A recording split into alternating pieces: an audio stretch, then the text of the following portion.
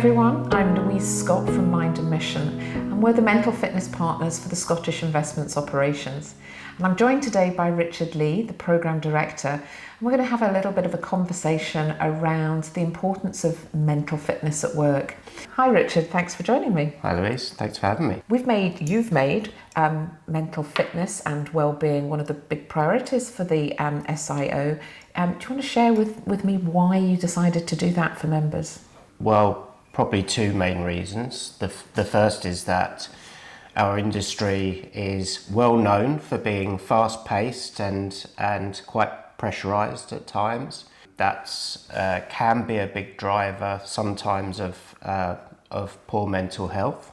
But the other reason and why we're here talking about this subject is because I've had my own experiences with my own mental health, as well as experiences with family and friends and colleagues, and I think it's really important to have this conversation. I know from our conversations, Richard, that you've struggled with your own mental health decline and well-being, and I think it would be really helpful for you to share that with us a little bit now, if you can. Of course, I'm happy to. In hindsight, I wish I'd probably done this sooner, but at the time I was very reticent about talking about it in any capacity.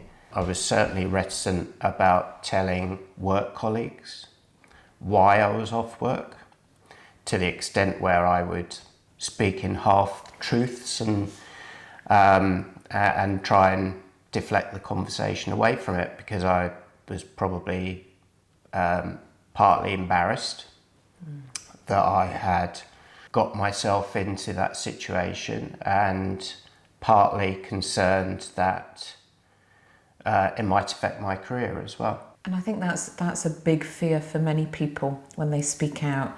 The stigma associated with mental health is improving, or destigmatizing it, but there's still a lot of people out there that do fear that they'll be seen as weak, or that people will think they're not capable of doing their job. And we have to remember that we can go through ups and downs, and that some days and some weeks we can't perform at our best. I suppose what we're trying to encourage people to do now is not be embarrassed and not worry about that. But it's easier said than done, isn't it? The way I think about it is that we know, for example, that we have to look after our physical well-being. We know that we have to eat healthy things. We know that we need to exercise, and that's how we build physical resilience. Mm-hmm. But we don't replicate that, or certainly I didn't replicate that in terms of preempting or building up mental resilience. And in fact, it's very difficult, because it's not like you wake up one day and something's broken. It can quite often be a very gradual process, and therefore if you were to compare it to breaking an arm, that's a very definitive, very sort of tangible issue. Mm-hmm. Mental health is in many respects quite intangible, and so it can be difficult for people to know that they're struggling, and then that can quite often lead to things bubbling over at a point that's quite frankly too late. You talked there about that build-up to the decline that you felt. Would you be able to share with us what was going on for you, what it felt like? You obviously were aware that there was a build-up coming, unable to talk about it, but try and explain to us what was going on for you at the time. I probably wasn't aware. I think the way I would have talked about myself before I started to struggle, I'd have described myself as a very robust character, not prone to struggling with mental health. I'd worked in the industry for many years. I'd experienced issue after issue, stressful situation after stressful situation. So it never occurred to me that it would happen. Mm-hmm. But I think in reality we all have a level of resilience, a point at which things can become too much. And after my son was born, my wife was in hospital for a few weeks. That was stressful, yes, but that was okay. But I think that it took something away from me that I hadn't realised. I think it sort of stripped me down more than I had thought. And then when I went back to work and combined that high pressurised environment with a reduced level of resilience, then frankly I think I probably crumbled. But yes, I was nervous about putting my hand up and asking for help. I was certainly open about things at home, but at work, absolutely not. So when did you open up at work?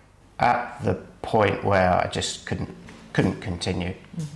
I was in a very, very dark place. Anything that happened at work that was mildly negative would impact me in a much greater way than it ever had before. So my sort of coping mechanisms weren't there. At that point, I went to speak to HR. They were very supportive. I spoke to my immediate manager. He was very supportive, and I took time out. Spoke to my GP, sought some help out from various places, but it took time. It was a very foggy period for me. My ability just to deal with the ordinary day-to-day, making decisions, having conversations, just the basics. I was struggling with all of that. You talked a little bit about how, as painful as the experience was of going into mental health decline, it has helped you to help others. And I think, that will be probably one of your good drivers for why you want to be supporting your members. There'll be many people watching this video that can really relate to some of what you're saying in terms of how they might be feeling. What would your advice be to them if someone's sitting there and recognising that they're potentially heading down to crisis point? Well, communication is everything. From my own experience, a lot of mental health challenges will accumulate if you internalise how you're feeling, meaning, you just swallow up those feelings and sort of try and self-manage. You have to be able to talk about how you're feeling and why you're feeling that way. You need the support of a good manager. You can turn to a colleague, a friend, human resources. A mentor can also be a powerful ally in terms of providing support. And I think if you have that conversation early enough, then there's a very good chance that it won't bubble up to the level that I experienced. You can at least start to form an action plan. Being able to confide in people and be honest about how you're feeling is a very powerful thing. Yeah. You give some really good advice there about the importance of talking.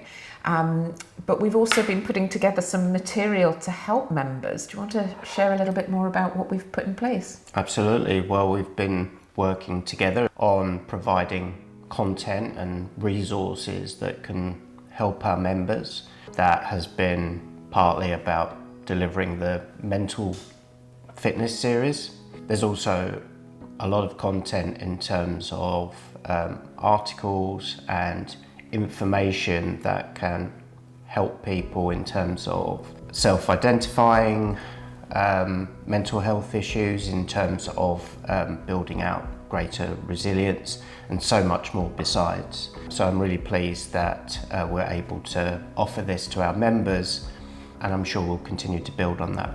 Absolutely fantastic, thank you.